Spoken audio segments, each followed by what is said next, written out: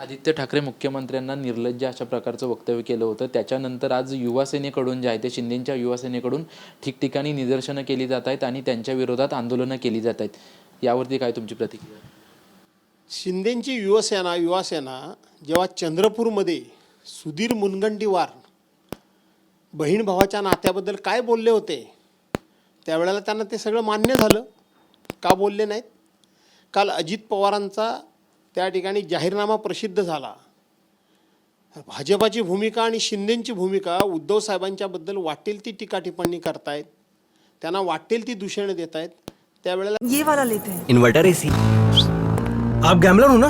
Gambler? जुआ खेलते हो ना? तुम जुआ खेलते हो? अरे नहीं, ये तो कुछ भी बोले जा रहे हैं। इतनी महंगी और नाजुक एसी खरीद कर स्टेबलाइजर नहीं लोगे तो ये जुआ नहीं हुआ तो क्या हुआ? सिर्फ एक फ्लक्चुएशन आपके इन्वर्टर एसी के पार्ट्स को डैमेज कर सकता है। उसे वी गार्ड से सुरक्षित रखिए।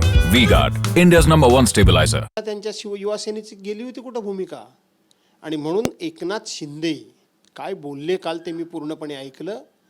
मी सुरतला जात असताना एका टपरीवर असताना उद्धव साहेबांनी मला फोन केला आणि एकनाथराव परत या, आपण तुम्हाला मुख्यमंत्री करू.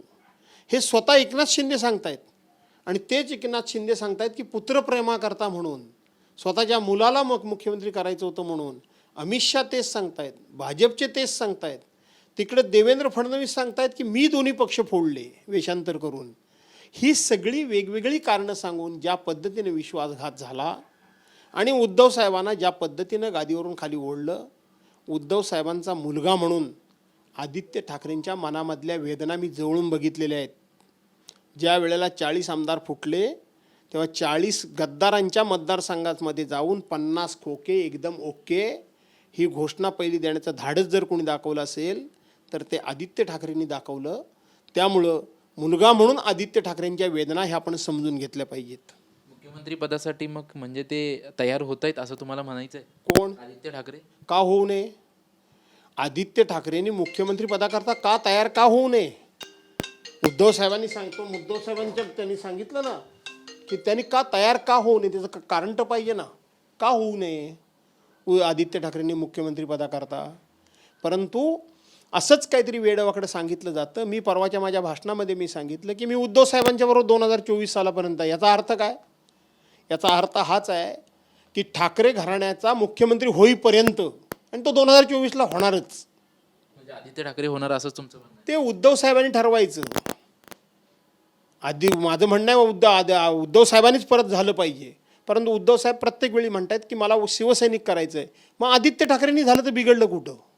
त्यांच्या पाठीमागं आम्ही खंबीरपणे उभे आहोत. आम्हाला 2022 साली ज्या विश्वासघातानं उद्धव साहेबांना गादीवरून खाली ओढलं आहे ते 2024 साली पुन्हा त्यांना सन्मानानं गादीवर बसवायचं आहे. त्याकरता वाटेल ते कष्ट उपसायला आम्ही तयार आहोत. मुख्यमंत्री पदाचं झालं, मग तुमच्यासारख्या ज्येष्ठ शिवसैनिकांचं मग काय? मी माझ्या आयुष्यामध्ये कुठलीही गोष्टी करता का, मी परवाही माझ्या सभेमध्ये सांगितलं की मला काय मिळावं म्हणून मी कधीच काही करत नसतो. कधीच काही करत नसतो. जे करायचं ते निस्वार्थपणे करायचं. जे करायचं ते आपल्या बुद्धीला पटलं तर करायचं. जे करायचं आपल्या तत्वात बसेल तर करायचं. काहीही डोळ्यासमोर ठेवून करायचं नाही. दिया उसका भी भला, ना दिया उसका भी भला, अशा पद्धतीचा मी माणूस आहे. त्यामुळे आमच्यासारख्यांचा विचार आम्ही कधी करतच नाही.